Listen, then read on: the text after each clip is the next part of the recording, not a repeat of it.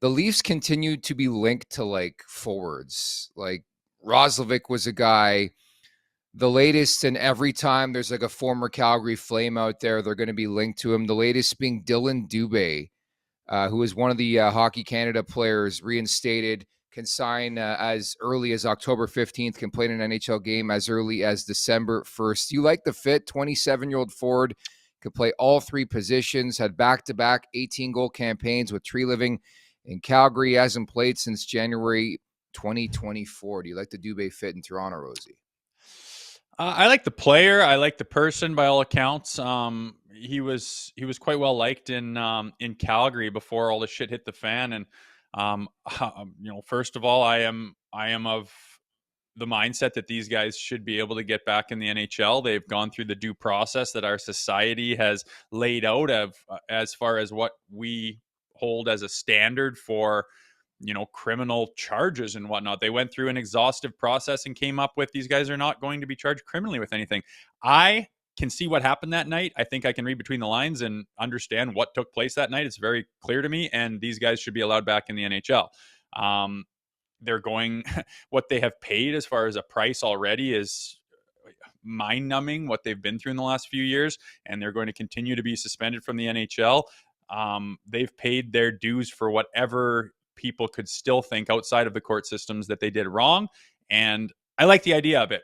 But with the Toronto Maple Leafs, I'm looking at their lineup here, and all right, Dillon Dube, player that's got a lot of upside, wants to make a comeback and probably has a lot to offer, but who are you replacing him with, right? Who are you replacing? There's already a logjam of forwards. We're looking at the lineups. I like that third line. Is he bumping Bobby McMahon out, or is he going to be a fourth line guy? Is he taking Yarncroke on the right side? Potentially. I mean, I think he would be in a fourth line role if he were to consider coming to this team, would you not? And I'm not sure if he's more of a middle six guy.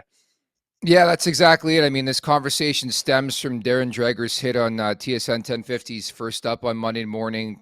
I think it was just his speculation saying he wouldn't be surprised if Treliving and the Leafs put their hat in the ring and take a decent swing at Dillon Dube. That's the direct quote, by the way. And by the way, you're hearing that the Leafs haven't reached out to this point on Dillon Dube, right? So I think that's important to keep that in mind. Things can change in the coming days, but I echo your sentiments. Like, they have $1.1 billion depth forwards. Dube, for me, I don't know how you can seriously say right now he's a bona fide top six player. Like, granted, he's had that opportunity in the past in Calgary. It's worked. But like many other players, he has fought consistency issues offensively. And that's what makes him sort of a tweener, I like to call, between the second and the third line. And as you just talked about it, last time I checked, they got like 17 or 16 forwards here in training camp. They're already going to have to make decisions with Yarncroke and Kampf and Robertson. I just think he's a guy like too much of the same. Like there's no need to press it, no need to force the situation. I think with Dube right now. Yeah, I think there'll be other opportunities that fit a little better with other organizations who could use a guy like him, maybe in a smaller market as well. I think these players, as they get back to the NHL, are going to face one more wave of backlash as they do come into a market, and that would only be amplified if it was a Canadian market. Just with the spotlight and the backlash of people who have made up their mind on what type of people those kids are, and what they did is unforgivable apparently, and they won't take it lightly when they sign. So there will be a wave of that, and I think that that will go away once they get playing and other storylines come up. But I think it would be better suited to be in a different market with a different opportunity, not just with the players and the depth, but just with the spotlight as well. Like you said, the biggest storyline right now is the logjam at forward, and I have been hearing that Treliving hasn't reached out in a meaningful contract type of way, just in a hey, how's it going type of way. And I understand why when you look at the forward depth. Yeah, exactly it.